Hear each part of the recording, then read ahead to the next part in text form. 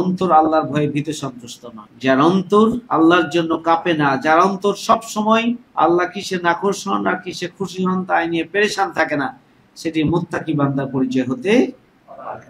আমাদেরকে মনে রাখতে হবে যে আল্লাহর আনুগত্য, আল্লাহ নির্দেশনা আমার জন্য যতই কঠিন হোক না কেন আমাদেরকে মেনে নিতে, আমাদেরকে পালন করতে হবে, এবং এই ব্যাপারে কোনো ধরনের সংশয় এবং কোনো ধরনের কোনো দুর্বলতা প্রদর্শন করা যাবে না। সেটি আমার জীবনের উপরও যদি হয় তাহলে সেটি মেনে নিতে। আসসালামু আলাইকুম ওয়া রাহমাতুল্লাহি ওয়া বারাকাতুহু। একজন তাকওয়াবান ব্যক্তির, মুত্তাকি ব্যক্তির পরিচয় হচ্ছে যে তিনি আল্লাহকে দেখছেন, অথবা কমপক্ষে তাকে আল্লাহ সব সময় দেখছেন। সে অনুভূতি নিয়ে তিনি তার সামগ্রিক জীবনকে পরিচালনা করবেন যে আল্লাহ তাকে দেখছেন। আল্লাহ রাব্বুল আলামিন পবিত্র কোরআনে বলেছেন, ইয়া আইয়ুহাল্লাযীনা আমানুত্তাকুল্লাহ ওয়াল তানজুর নাফসুম মা কাদ্দামাত লিগাদ ওয়াত্তাকুল্লাহ ইন্নাল্লাহা খাবীরুম বিমা তা'মালুন। হে ঈমানদারগণ, তোমরা আল্লাহকে ভয় করো। তোমাদের প্রত্যেকেরই লক্ষ্য রাখা উচিত যে আগামী দিনের জন্য কি সংগ্রহ করে রাখছে। প্রত্যেকেরই লক্ষ্য রাখা উচিত যে আগামী দিনের জন্য কি সংগ্রহ করে রাখছে। আগামী দিন হচ্ছে মৃত্যুর পরের দিন, মৃত্যুর পরের দিন। আগামী দিন হচ্ছে আখিরাত। তাহলে একজন ঈমানদার ব্যক্তি সব সময়, একজন মুত্তাকি ব্যক্তি সব সময় খেয়াল করবেন যে তিনি তার প্রত্যেকটি কাজ আখিরাতের জন্য কল্যাণকর হচ্ছে না প্রত্যেকটি কাজ আখিরাতের জন্য ক্ষতিকর হচ্ছে, এটা বিবেচনা করে করেই একজন মুত্তাকি ব্যক্তি কাজ করবে। তাহলে বুঝতে হবে তার মধ্যে আল্লাহর ভয় আছে, যে তার প্রত্যেকটি কাজ খেয়াল করবেন যে আখিরাতকে সমৃদ্ধ করবে, আখিরাতের জন্য এটা কল্যাণকর হবে না আখিরাতের জন্য অকল্যাণকর হবে। এইভাবে প্রত্যেকটি কাজ তিনি করবেন একজন মুত্তাকি। এরপর আল্লাহ আবার বলছেন, ওয়াত্তাকুল্লাহ, আল্লাহকে ভয় করো, ইন্নাল্লাহা খাবীরুম বিমা তা'মালুন, নিশ্চয় আল্লাহ তোমাদের সকল তৎপরতা সম্পর্কে অবহিত। কি বুঝা গেছে যে আমাদের সকল তৎপরতা কে দেখছেন? আমাদের চিন্তা, আমাদের চোখের কাজ দেখা, আমাদের হাত পা এবং আমাদের সামগ্রিক তৎপরতা, এটা কে দেখতেছে? আল্লাহ বলছেন আল্লাহকে ভয় করো, আল্লাহ তোমাদের সকল তৎপরতা সম্পর্কে অবহিত। আল্লাহ রাব্বুল আলামিন বলছেন, ইয়া আইয়ুহাল্লাযীনা আমানুত্তাকুল্লাহ হাক্কা তুকাতিহি ওয়া লা তামুতুন্না ইল্লা ওয়া আনতুম মুসলিমুন।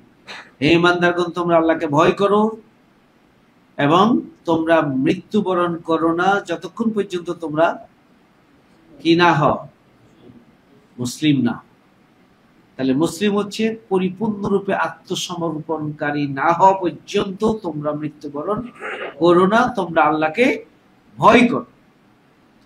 তাহলে যার জীবন আছে, কুল্লু নাফসিন যায়কাতুল মাউত, তাকে মৃত্যুবরণ করতেই হবে। তাহলে মৃত্যুবরণ করতেই হবে, আর মৃত্যুবরণের পূর্বে আমাকে পরিপূর্ণরূপে আল্লাহর কাছে আত্মসমর্পণকারী হয়েই মৃত্যুবরণ করতে হবে। আল্লাহ বলছেন আল্লাহকে ভয় করো, মুসলমান না হয়ে মরো। মৃত্যুর কোনো সময় আছে? সময় নেই,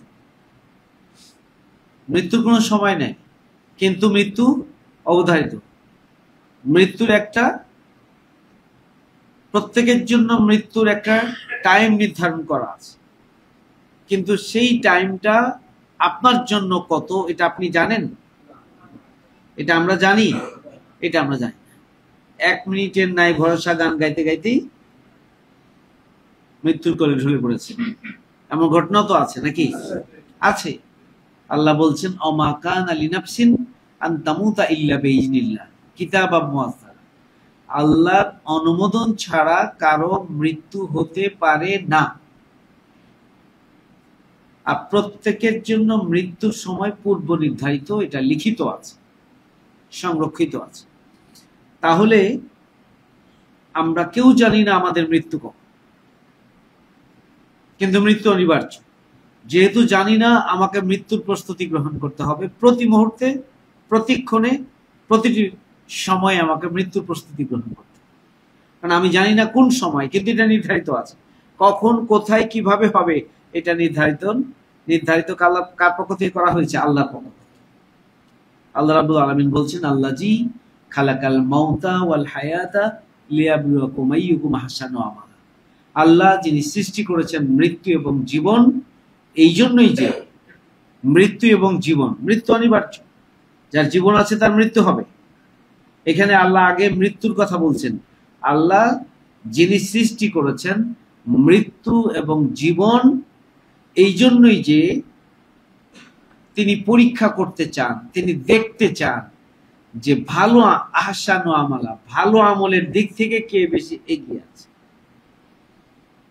এটা আল্লাহ দেখতে চান, এই জন্য মৃত্যু এবং জীবন তৈরি করেছে। এই দুনিয়া আমাদের জন্য পরীক্ষা ক্ষেত্র, শস্য ক্ষেত্র। এখানে আমাদের পরীক্ষা দিতে হবে, এখানে আমাদের এমন ভাবে ভূমিকা পালন করতে হবে যাতে করে এই ভূমিকা আমার আখিরাতের জন্য কল্যাণ বয়ে আনে, আখিরাতকে সমৃদ্ধ করে। এখন আল্লাহ বলছেন, আল্লাহ যিনি সৃষ্টি করেছেন মৃত্যু এবং জীবন, এই জন্যই যে আল্লাহ পরীক্ষা করে দেখতে চান, আল্লাহ দেখে নিতে চান যে ভালো কাজের দিক থেকে কে বেশি এগিয়ে আছে। তাহলে একজন মুমিন বান্দার দায়িত্ব হচ্ছে সব সময় আল্লাহ তাকে দেখছেন এবং আল্লাহ তার সকল তৎপরতা সম্পর্কে অবহিত।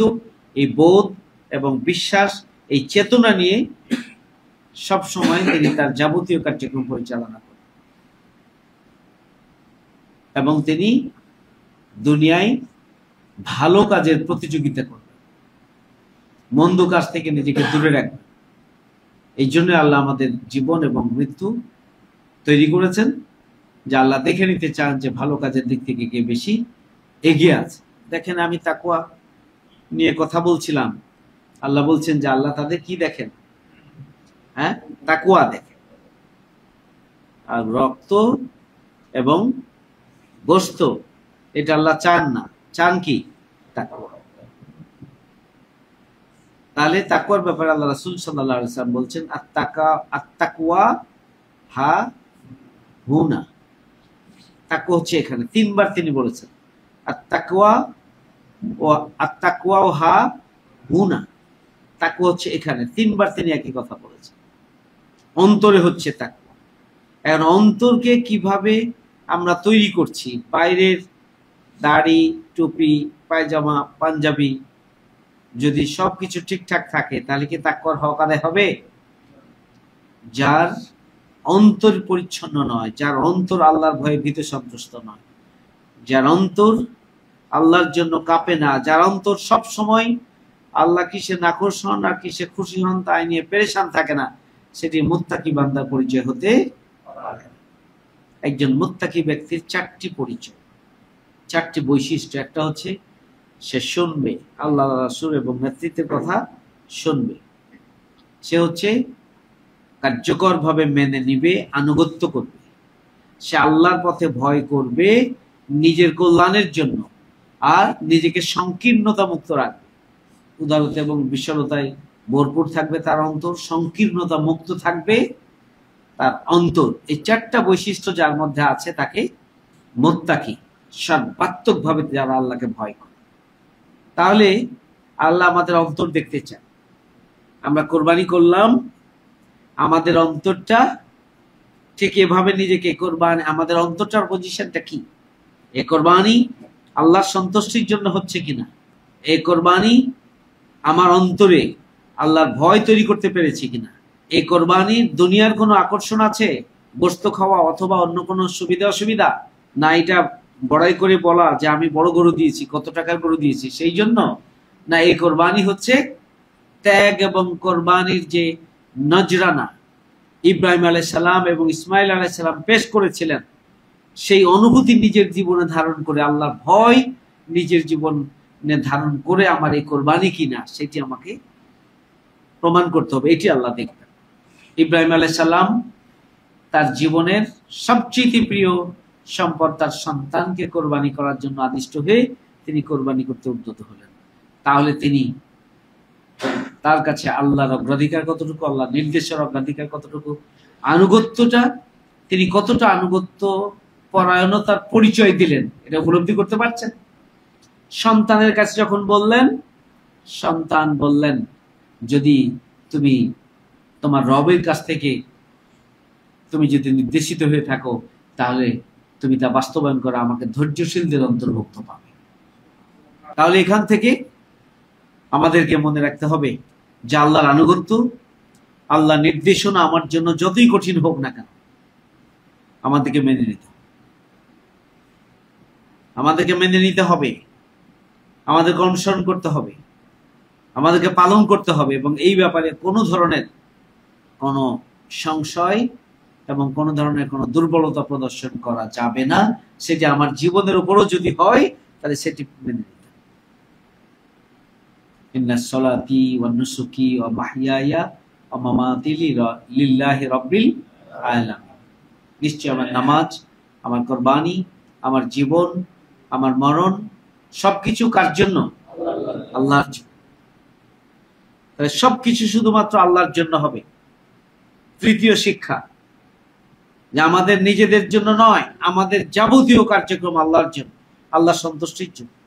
আল্লাহর সন্তুষ্টি মানে নিজের কল্যাণের জন্য, নিজের মুক্তির জন্য।